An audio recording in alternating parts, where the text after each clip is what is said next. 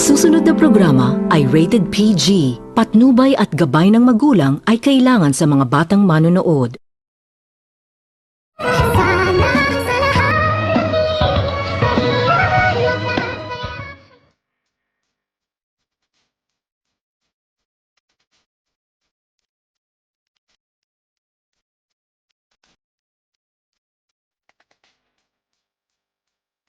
Pagkatapos nitong makausap ni Annalyn ang kanyang ina at nang tanungin nito ni Annalyn ang kanyang ina kung okay lang ba umano ito sa piling ng kanyang asawa na itong si Dr. Carlos, ngunit kitang-kita umano nito ni Annalyn sa pagmumukha ng kanyang ina na nagsisinungaling umano ito sa kanya, at nakikita rin umano nito ni Annalyn ang kanyang ina na tila hindi umano ito masaya sa pamamahay ni Dr. Carlos, kung kaya't agad naman din itong sumbong itong si Annalyn sa kanyang lula at sinabi nito ni Annalyn ang lahat-lahat, kung kaya't gigil na gigil naman din itong si Aling Susan sa kanyang nalalaman na katotohanan, at dito agad naman din itong naisipan ni Aling Susan na kailangan umano nitong sorpresahin ni Aling Susan ang kanyang pamangkin na itong si Lynette.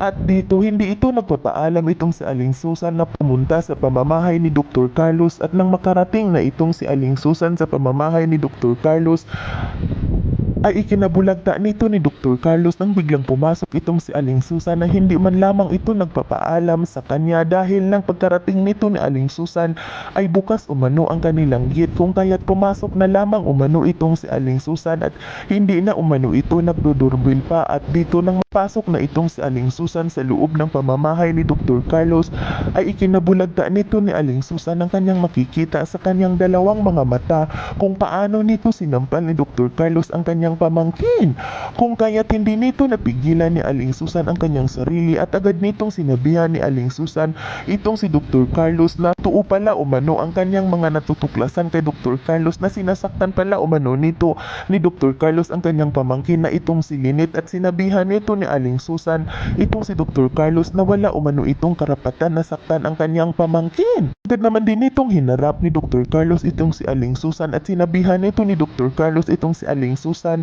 na huwag umano itong mangialam sa buhay ng kanyang pamangkin, dahil Dr. Carlos na umano ang nagmamayari kay Lynette at wala na umano itong karapatan pa itong si Aling Susan na mangingialam, na manginghimasok sa buhay ni Lynette.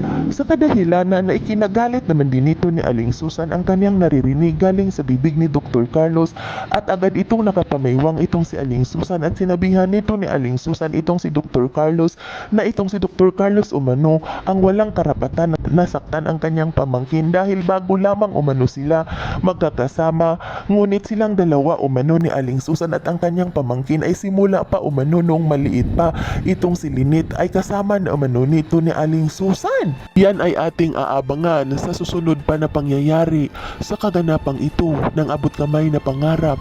Huwag mong kalimutang isubscribe at i-hit ang notification bell ng aking channel.